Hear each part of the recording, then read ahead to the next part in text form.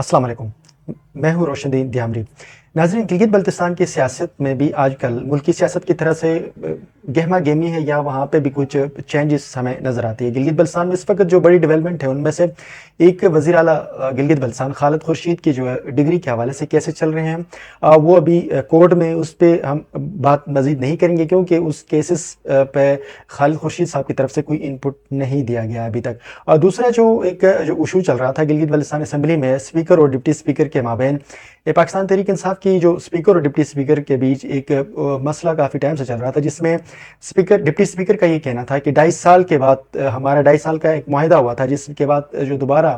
2.5 سال کے بعد جو اسپیکر تھا وہ اس نے اپنی سیٹ کو چھوڑ دینی تھی، اس کے بدلے میں جو ڈپٹی اسپیکر ہے وہ اسپیکر بنے گا۔ اور اسپیکر صاحب جو تھے وہ اس بات پہ ڈٹے ہوئے تھے کہ ہمارا کوئی معاہدہ نہیں ہوا، وہ ابھی تک اس بات پہ وہ کہہ رہے ہیں کہ کوئی معاہدہ نہیں ہوا۔ بہرحال یہ ان کا ایک پارٹی کا اندرونی مسئلہ تھا جس کے اوپر ایک بڑے عرصے سے ڈیبیٹ چلی۔ گزشتہ دنوں پاکستان تحریک انصاف کے جو گلگت بلتستان کے صدر ہیں اور چیف منسٹر گلگت بلتستان، انہوں نے کوشش کر کے اس مسئلے کے اوپر ان کی اختلافات ختم کر کے ایک ریزگنیشن اسی اسپیکر کی طرف سے پٹ کروائی تھی، جو گورنر کے پاس بھیج دیا گیا تھا سمری۔ گورنر نے اس کو قبول نہیں کیا، اس نے اس میں کچھ انہوں نے کوئی پولیٹیکلی، جس طرح سے پاکستان میں جو سیاست ہوتی ہے ویسے ہی گلگت بلتستان میں بھی وفاقی جماعتیں جو تو وہی سیاست کرتے، انہوں نے پھر وہ پولیٹیکل چال چلی اور 5 دن تک وہ سمری جو ہے اس پہ دستخط نہیں ہوا، اور گورنر نے کہا کہ یہ میری استحقاق ہے، میری مرضی ہے، میں جب چاہوں کروں جب چاہوں نہ کروں۔ بہرحال انہوں نے اس کو ایک کھینچنے کی کوشش کی تھی جو ان کو نہیں کرنا چاہیے تھا۔ اس کے بعد جو اسپیکر تھا انہوں نے اپنی جو اس ریزگنیشن کی جو سمری تھی یا جو بھی ان کے پاس جو موو ہوا تھا اس کو واپس لے لیا۔ اسی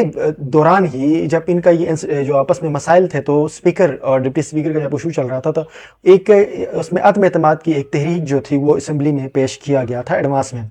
جس کی آج ڈیٹ تھی 9 تاریخ کے، وہ اسمبلی میں بہرحال اس کے اوپر ووٹ آف نو کانفیڈنس آنا تھا۔ لیکن جب گورنر نے اس کیس کو جو سمری تھی ریزگنیشن کی جو استعفیٰ تھا وہ منظور نہیں کیا اسپیکر کا، اس کو جو اسپیکر اس وقت کے جو اسپیکر ہیں سعید امجد زیدی صاحب، انہوں نے اس کو واپس لے لیا۔ تو آج جو ہے وہ گورنمنٹ آف گلگت بلتستان جو پاکستان تحریک انصاف کی جماعت تھی، انہوں نے اپنی ہی اسپیکر کے خلاف عدم اعتماد کی جو تحریک تھی وہ لانی تھی۔ اسی اثنا میں جو گلگت بلتستان کی جو اپوزیشن جماعتیں ہیں انہوں نے اس تحریک سے بائیکاٹ کیا تھا، وہ اس تحریک میں نہیں تھی، سوائے جو پی ڈی ایم کے جو جماعتوں کا حصہ نہیں ہے، نواز خان ناجی جو بلاورستان نیشنل فرنٹ کے چیئرمین بھی ہیں اور جو پارٹی کے سربراہ بھی ہیں، نمائندے بھی ہیں، وہ یہ کہتے ہیں کہ میں پی ڈی ایم کے جماعت کا حصہ نہیں ہوں، اس لیے انہوں نے آج کی جو موومنٹ تھی، اس جو عدم اعتماد تھی تحریک میں، اس نے حصہ لیا۔ آج جو تحریک جب پیش کیا گیا تو لوگوں کا یہ خیال تھا کہ شاید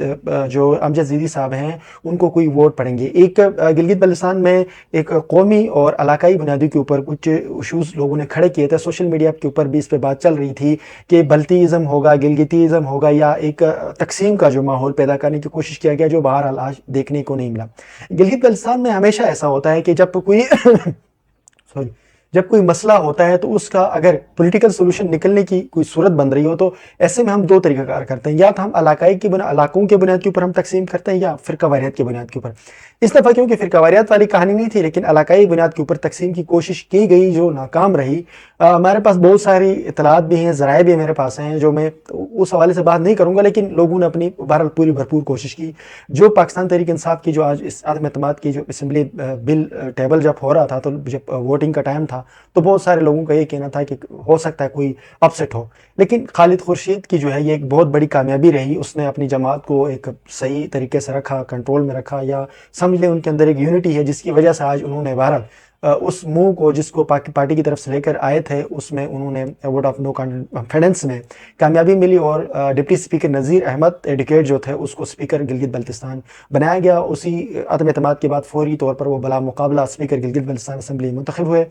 اور جو ایک ڈیبیٹ چلی جس میں کہا گیا کہ کچھ لوگوں نے ووٹ نہیں کیا، دیامر کے جو 3 ایم پی ایس تھے پاکستان تحریک انصاف کے، حاجی گلبر، حاجی شابیک اور فضل رحیم، یہ پاکستان تحریک انصاف کے ٹکٹ ہولڈرز ہیں، انہوں نے ووٹ نہیں کیا۔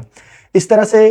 نواز خان ناجی کے اوپر بڑے سوالات اٹھائے گئے کہ نواز خان ناجی نے ووٹ کیوں دیا امجد اس کو نذیر ایڈوکیٹ کو۔ تو میں نے نواز خان ناجی صاحب سے کال کر کے میں نے ان سے پوچھا کہ آپ نے ووٹ کیوں دیا، آپ کے حوالے سے تو یہ کہا جاتا ہے آپ کے قومی لیڈر ہیں۔ تو انہوں نے اپنا جو جواب ہے میں ذرا اس کو ہی آپ کے سامنے رکھتا ہوں۔ انہوں نے 2 ٹوک، انہوں نے کہا کہ پہلے تو میں پی ڈی ایم تحریک کا حصہ نہیں ہوں، دوسرا انہوں نے کہا کہ میں ہر کمزور اور ہر محکوم کے ساتھ کھڑا رہوں گا۔ انہوں نے کہا کہ پاکستان میں اس وقت پاکستان میں جو تحریک انصاف کے اوپر ایک ظلم اور بربریت یا ان کے اوپر ایک پریشر اور ان کے اوپر ایک ڈسمینٹلنگ کے پروسیس سے چل رہا ہے، تو ایسے میں نے ان کو مظلوم سمجھا، اس لیے ان کے سپورٹ میں آ کر میں نے بہرحال ووٹ دیا۔ دوسری بات انہوں نے یہ کہی کہ گلگت بلتستان میں جو سینیریو ہے یہاں پر بھی پاکستان تحریک انصاف نے ہمارے ساتھ بہت ناانصافیاں کی، ان کی دور حکومت میں بہت ظلم و زیادتی ہوئی، جب وہ اپوزیشن میں تھے مضبوط تھے، جب وہ طاقتور تھے تو انہوں نے بہت زیادہ زیادتی کی، لیکن جب وہ ابھی کمزور ہیں، ان کی مسائل کا شکار ہے، تو ایسے میں نے ان کو سپورٹ کے لیے بہرحال ووٹ دیا۔ خیر یہ پارٹی کا مسئلہ تھا، انہوں نے ووٹ دینا یا نہیں دینا، دس از دیئر انٹرنل ایشو، اور یہ اس مسئلے کو لے کر بہت سارے لوگ جو ہے نواز خان لاجی کے اوپر الزامات لگا رہے ہیں کہ وہ انہوں نے ووٹ دینا تھا یا نہیں دینا تھا، لیکن یہ بہرحال ایک ڈسکشن کی بات نہیں ہونی چاہیے، یہ ووٹ تھا، انہوں نے دے دیا، دیٹس اٹ۔ لیکن جو سب سے بڑی خوش آئند بات جو آج کی اس مومنٹ سے جو آئی ہے وہ یہ کہ گلگت بلتستان جو ہے وہ ایک تقسیم کا شکار خطہ ہے۔ گلگت بلتستان میں ہمیشہ منافقت اور علاقائی تعصب، مذہبی منافرت اور قومی بنیادوں کے پر تقسیم کیا گیا، جو آج کی اس تحریک میں نظر نہیں آئی۔ اب میرے خیال میں گلگت بلتستان کے ان دوستوں کو جو ان ایشوز کے اوپر تو بات کرتے ہیں کہ مذہبی ہو یا لسانی ہو ان کے اوپر، لیکن گلگت بلتستان کے جینوین ایشوز ہیں، جو گلگت بلتستان میں پانی کا مسئلہ ہے، بجلی کا مسئلہ ہے، وہاں کے لوگوں کو صاف پانی نہیں مل رہا ہے، گندم کے ایشوز ہیں، پاور کرائسس کا مسئلہ ہے۔ گلگت بلتستان میں ایک بہت کلائمیٹ کا ایک بہت بڑا ایشو آ رہا ہے مستقبل میں، جو ابھی بھی جس کا ہم سامنا کرنا پڑتا ہے۔ بہرحال ہمیں ان ایشوز کے اوپر بات کرنے کی ضرورت ہے۔ جب تک ہم اپنی جینوین ایشوز کے اوپر بات نہیں کریں گے، جب تک ہم اپنے جو اصلی ایشوز ہیں، جو وہاں پہ تعلیم کا مسئلہ ہے، گزشتہ دنوں قراقرم یونیورسٹی میں کچھ ٹک ٹاک کی ویڈیو کی بنیاد کے اوپر کچھ اسٹوڈنٹ کو جو ان کو معطل کیا گیا، جو انتہائی قسم کی ایک ناقص قسم کا ایک ڈیسیجن تھا، بڑی عجیب کنفیوژن قسم کی صورتحال ہے۔ یونیورسٹیز میں جو ہے وہ کوئی اگر آدمی کو کوئی پروگرام ہوتا ہے، کوئی انٹرنیشنل ڈیلیگیشن آتے ہیں یا کوئی نیشنل آتے ہیں، وہاں پر ناچ گانے ہوتا ہے تو کسی کو کوئی پرابلم نہیں ہوتی، لیکن کوئی بچے اگر کوئی ٹک ٹاک کی کوئی ویڈیو کہیں نظر آتی ہے تو بہت سارے لوگوں کا اپنا مسئلہ بھی سامنے آتا ہے، پتہ نہیں یہ کس قسم کی ہم جو ہے سوسائٹی آگے کی طرف جا رہی ہے۔ اگر کسی کی پرسنل رائے کو اگر ہم لے کر پورے علاقے کے اوپر یا کسی انسٹیٹیوٹ کے اوپر تھوپیں گے تو یہ پرابلم نہیں۔ قراقرم یونیورسٹی کے جو چانسلر ہے وہ بھی مجھے کوئی انتہائی وائس چانسلر جو ہے وہ نکما قسم کا بندہ لگتے ہیں، کہ ان کو کم سے کم ایسے معاملات کے اوپر اسٹینڈ لینے چاہیے کہ یہ کوئی اگر کسی قسم کی کوئی موومنٹ ہے، ہاں ان سے تنبیہ کر لو، نیکسٹ ٹائم وارننگ دے دے۔ قراقرم یونیورسٹی میں آئے روز ایسے فنکشنز ہوتے ہیں جس میں سارے لوگ مخلوط ناچ گانا ہوتا ہے، لیکن تب تو کوئی مسئلہ نہیں آتا۔ کسی پرسنل کسی کے انفرادی فعل کو آپ انفرادی فعل کے بنیاد کے اوپر آپ کوئی اس طرح کی ایکٹیویٹی کر کے ان کو معطل کرنا، بہرحال یہ ایک غلط بات ہے۔ گلگت بلتستان کے جو بڑے مسائل ہیں، وہاں پر نوجوان بے شعور ہیں، نوجوانوں کو سیاسی شعور کی ضرورت ہے۔ ہمیں تعلیم میں